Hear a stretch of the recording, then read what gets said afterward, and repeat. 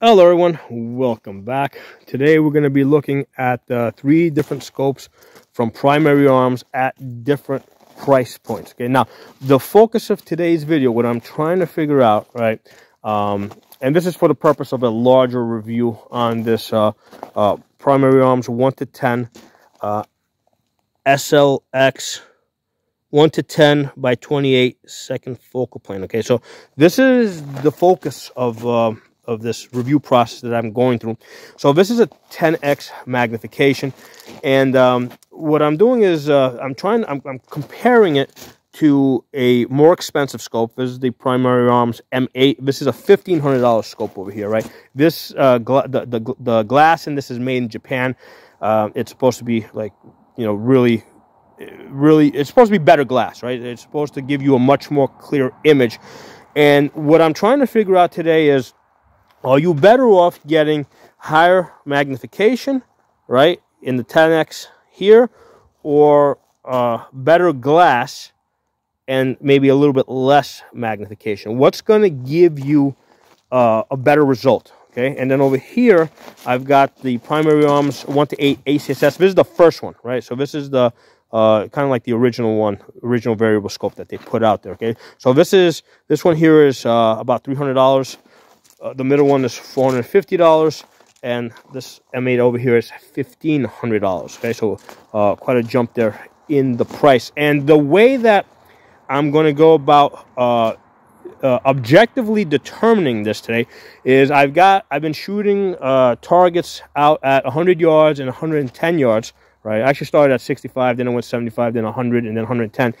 And what I'm doing is I'm measuring at what distance can I see the 22 caliber holes. Okay, so you know, at what distance. And what I'm finding, right, just to kind of jump ahead a little bit, what I'm finding is that at the 110 yards, I can see the bullet holes pretty clearly with the, not super clearly, but I can see them pretty clearly with the 10x magnification in the $450 scope.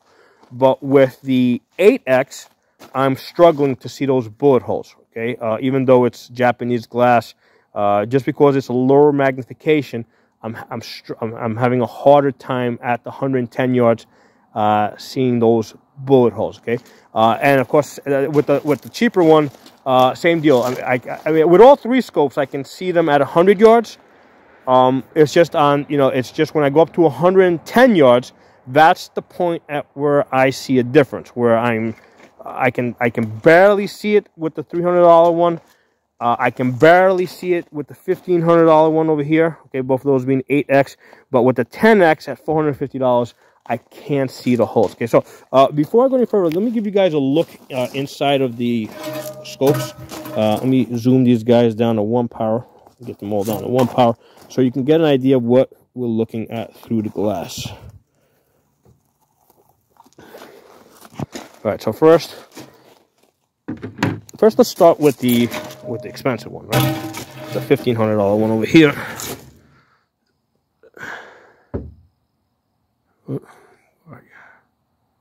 We can line you up.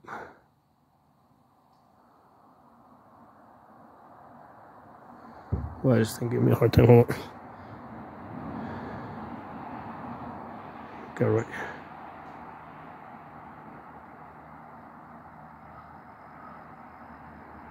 Oh, there it goes. Okay. I had to get the right eye relief. So the funny thing is with these variable scopes, the eye relief is actually a little further back. Okay, there it is. Okay, so when I get this right,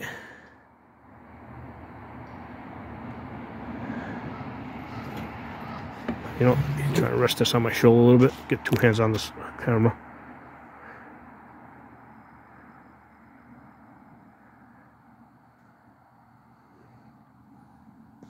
Yeah, there it is. There you go. Okay, so that's what I want to show you. So you see how it's like the ring of the scope almost disappears. Right? It almost disappears. And then you see that reticle over there? Okay, so here's the thing. As you zoom in with this, you see a lot more information. Basically, you're not just zooming in on a target, you're also zooming in on the reticle, right? And then more information starts to become available as you zoom in. You see subtensions. You're able to do your range estimation, your bullet drop. You got a, you got your wind holes over there. So as you zoom in, you're not only zooming in on the, there it goes, on the target. You're also zooming in on the reticle itself. And again, you can see how you got, it goes almost edge to edge over here, right? You got really thin ring. Zoom you back out. All right, so when you go all the way out, basically you see a duplex reticle, right? Because all those details kind of, they shrink down, and you got yourself a large duplex reticle. All right, so let's go. That's the $1,500 one.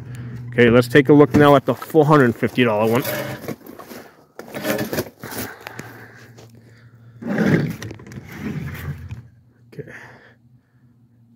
Okay, so first of all, with this, there you go. Get the back out a little bit. So with this, right, you can see how there's a little bit more of a, you can see the scope ring, right? So no matter if I go in or out, you're going to see a little bit more scope ring on this. So the scope itself it appears thicker. All right, you can see the scope a little bit. Now with this, as you zoom in, the target changes size, but your reticle does not. So your reticle stays the same. So you're going to see the same image all the way in, all the way out, same image. Now, in order for the values in the in the mill grid and all that, in order for that to have any value, you got to be zoomed all the way out. If you're not, those values are off. Okay.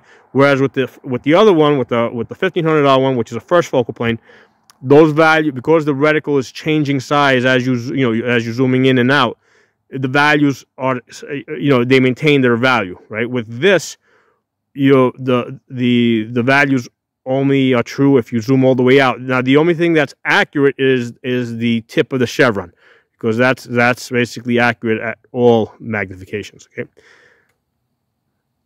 Now, one of the things that you notice with the second focal plane, if I'm a little bit off, you can see how you can kind of see the reticle a little bit. So you can kind of see the reticle. And what I find with the first focal plane, if you're a little bit off, right, if you're in the shadows, you don't see anything. All right, so you don't see the reticle at all. Actually, let me light this up and you'll get a better idea of what I mean. So if I light this up, all right, so right there, you see how it's lit? All right, so if I go into the shadows, that disappears completely, right? So you don't see the illumination when I'm offline in the shadows. Okay, but with this one, let me turn this one on. Okay, with the second focal plane, okay, see, even though I'm off, you can see that reticle in the shadows. Okay, and this is going to help you, like, let's say if you're off, like if you're just offline, like right now, right? So even though all I see is black, I can see the reticle. Well, my left eye is seeing the target, and your brain combines the two images. So for moving and shooting, this one over here helps you get on target faster. Okay, so that's an important consideration, and this is like one of those areas where the second focal plane is actually doing better. The cheaper $450 scope is actually beating out the $1,500 scope, because with this one, if you're off, you don't see any reticle. You got to get your head in the right position, because otherwise you got no aiming point. But you do have that almost like that ring almost completely disappears. It goes like almost to the edge. Okay, so now with the $300 one, here I'll show you what this one looks like.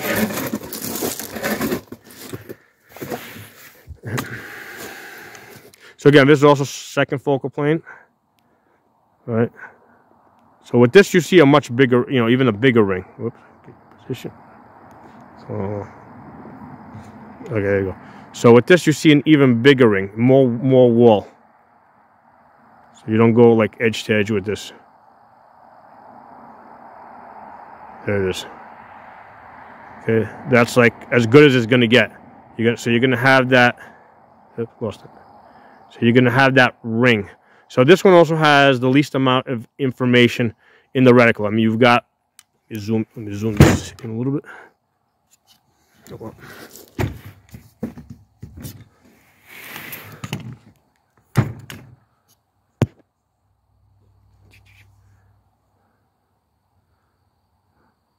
So as you zoom in, so again, the reticle does not change. Only the target changes, basically. But if you put the... but you got the same thing. Like if you're completely off, you can see how you're going to see that reticle in the shadow. So same thing. If you're off, if your left eye can see the target and right eye can see that red dot, it doesn't matter if you see the red dot in the black. Your brain's going to combine the two images, and you'll be able to get that, get your bullets to go where you want them to go.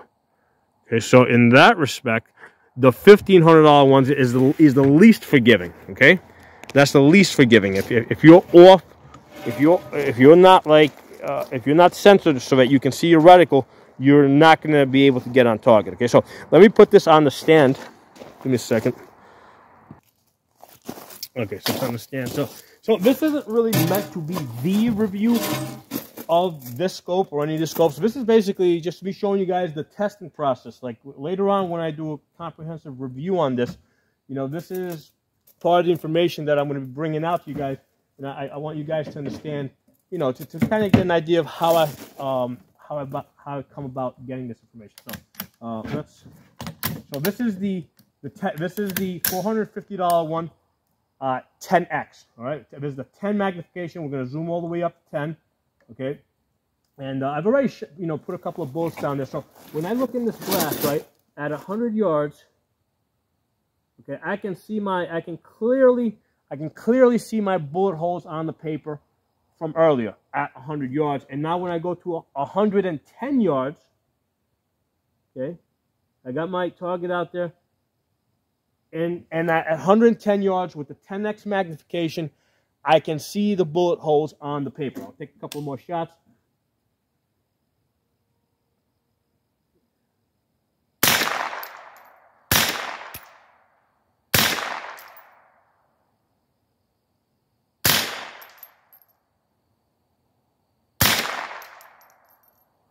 All right, so I can see the bullet holes. Now, it's starting to get a little, a little darker now because we're getting into the evening. When the sun is out, I can see them more clearly, right? Now as it's starting to get darker, if it gets cloudier, it's harder to see them, okay? So the light makes a difference. When I was testing this out last night, as it was starting to get darker, like I couldn't even, like right now I can clearly see the bullet holes at 100 yards with all three guns, right? Last night I could not see them at 100 yards. As it's starting getting a little darker, I had to come all the way back to 75 yards. So so at 75 yards, I was able to see it with the 10x. I wasn't able to see it with the other two. Okay, I had to go to 65 yards so I could see it with all three. So the lighting conditions are going to change at what distance you can see those bullet holes. But this is an objective way to basically talk about glass clarity, because a lot of times people talk about glass clarity in different reviews, and it's just like, I have really no way of quantifying it, being able to compare one to the other. So I think this is a good way to quantify it, right? Because, basically same set of eyes now, right? I'm using my eyes on all three guns. If somebody with better eyes than me, they might see what I'm seeing, a little further out. Like they might get the same results at 120 or 130 yards. Somebody that has worse eyes than me, they might have to come back to 75 yards, okay? But right now we got the same set of eyes, same lighting conditions on all three guns. What I'm going to do is I'm going to now take this scope over here. This is the $1,500 one. Okay.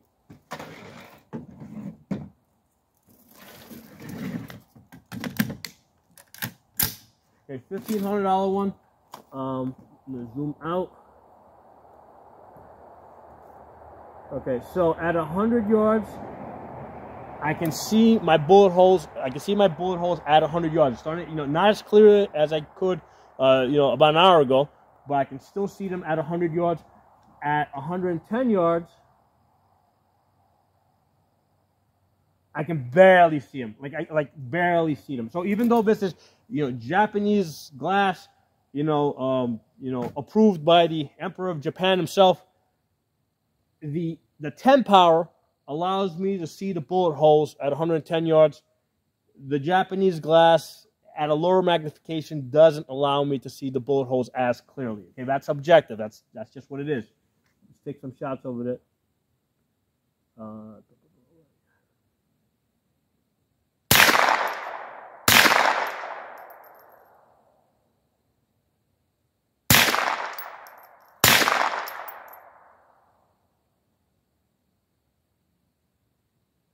So I can see the bullet holes.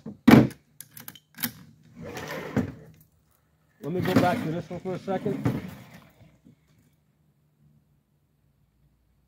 Yeah, I mean, big difference. When you go from the 8X to the 10X, 10X is big difference. So I mean, this is the, you know, the answer to this question. Which is better, more magnification or better glass quality, right? You know, Japanese, European glass quality. Because I assume that this one over here is made in China or the Philippines. What I'm seeing between these two scopes is the 10X, the cheaper glass, but that has a higher magnification, is allowing me to see the bullet holes at 110 yards better than the Japanese glass over here. Okay, so let me go back to this one over here. This is the first one. This is the you know, the $300 one, the 1-8 ACSS. Let's look at that. Zoom up.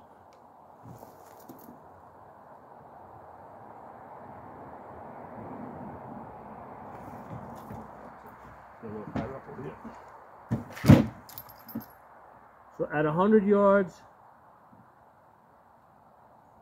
I can see my bullet holes. I could see them more clearly earlier when it was a little brighter out. Sometimes if you adjust the focus, it might, you know, I've already done this several times, so it's in the right place. So at 110 yards, I can kind of see the bullet holes, but there's no question that the 10X is allowing me to see the bullet holes the best.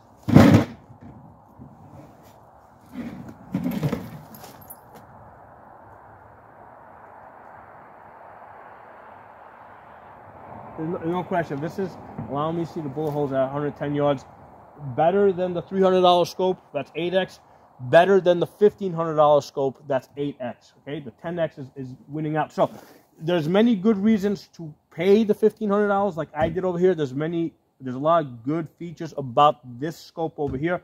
However, if your sole interest is, you know, being able to see detail at distance, okay, the greatest amount of detail, I can tell you from this test right here, and I've done this like 2 days in a row, different lighting conditions, different time of day, the results are the same.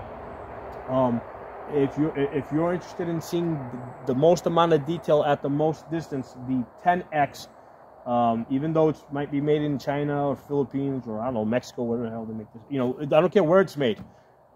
On this primary arms SLX 1-10 by 28, I can see more detail with this $450 scope than I can with that $1,500. And they're both made by primary arms. All these scopes are made by primary arms. So it's not like I'm trying to bash one company or anything like that, okay? I'm just doing a comparison. What we're really talking about is, again, the focus of this video is it worth paying, you know, more for a lens that's made in a more prestigious country, right? Like, I guess, you know, as far as like glass making, Japan and in Europe, they say that the glass is supposed to be of a better quality. But practically speaking, you know, as a guy that basically pulls the triggers here and shoots at distance on a daily basis, the 10X is beating out the lower power, better glass. So my thoughts on this, and again, I'm just collecting information here to roll into an overall review that I do on this scope. This is an excellent scope so far. I really like the fact that, you know, $450. It's got lots of features in the reticle for range estimation, for wind holes, for communication, right? You got a mill grid so you can communicate with other people, tell them where to look. You got movers. You can. There's mover holds in here. So so far this is proving to be an excellent value. And the other thing I've noticed is with this one over here with the $300 one, right? Because the question becomes like, okay, if all I need is a bullet drop, right, and some wind holes, right? Should I use can I go to the $300 one? Okay. Well, one of the things I'm finding with the $300 one is at distance, a lot of times when I get on the gun, right, and I look through the glass, I see shadow. It takes me longer to get my head in the right position so that shadow goes away. Okay. So with this, I see at 8x, I see more shadow.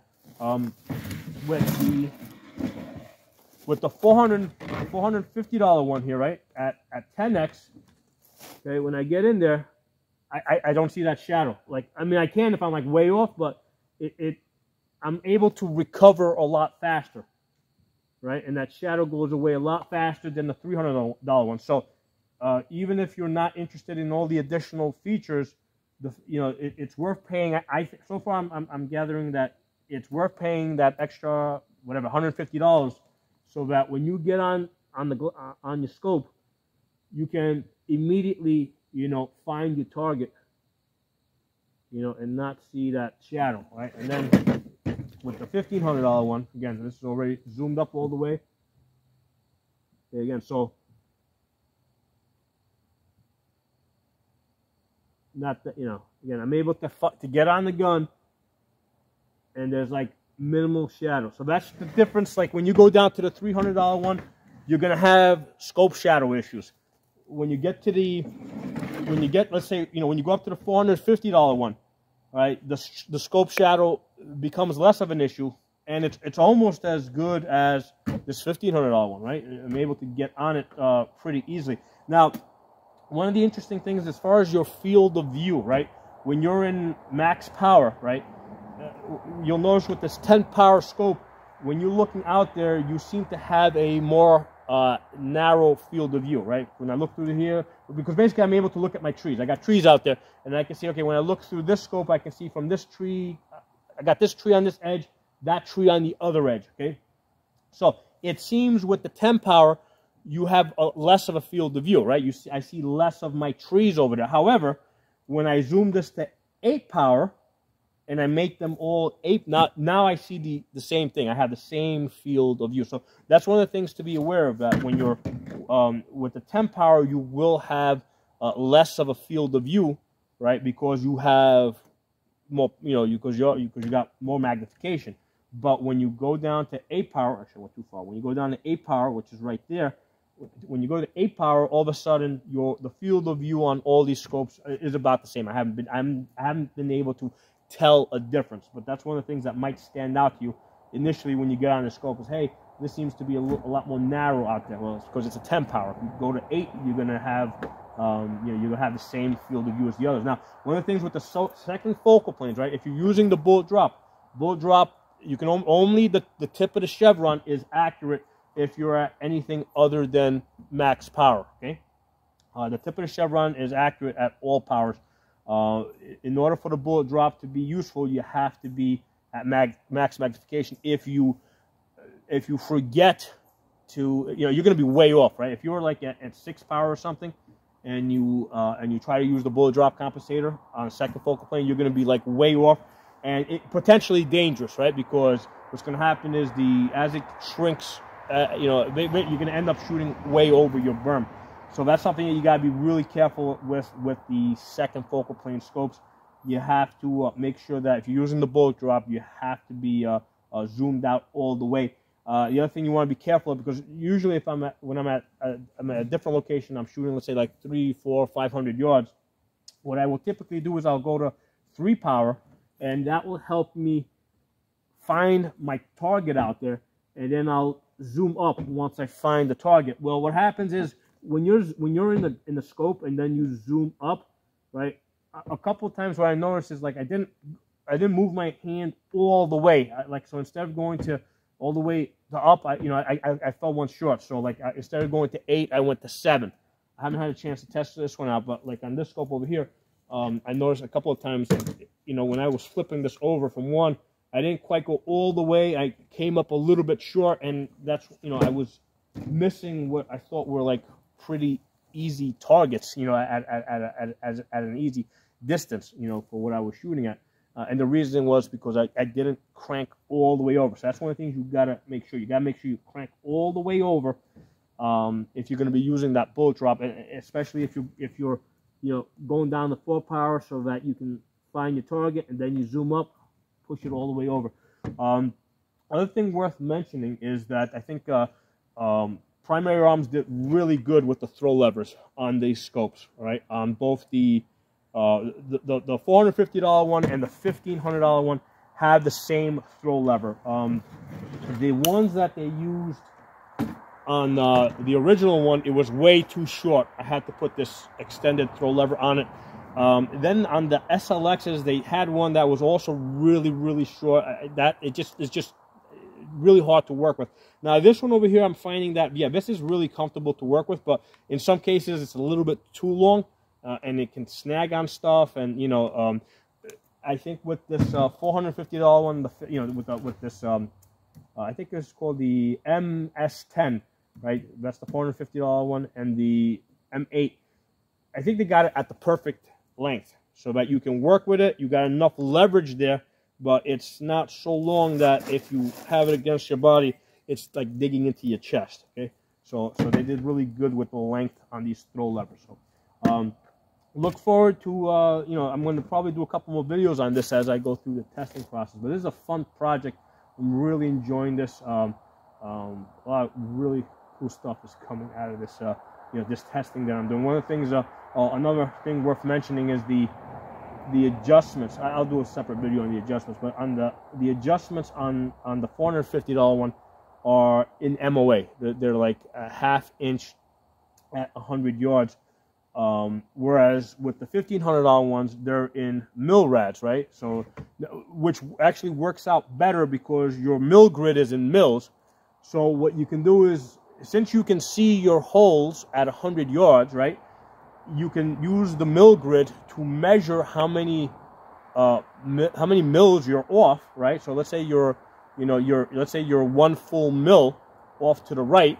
Well, then you know 1 full mil is 10 clicks. So you know so, or if you're a 1/2 mil, that's 5 clicks. So you can use your mil grid to adjust your turns, because both your mil grid and your turrets on this scope are in mils. Whereas with this one over here, the mil grid's in mils, right? But the turrets, the turrets are in MOA.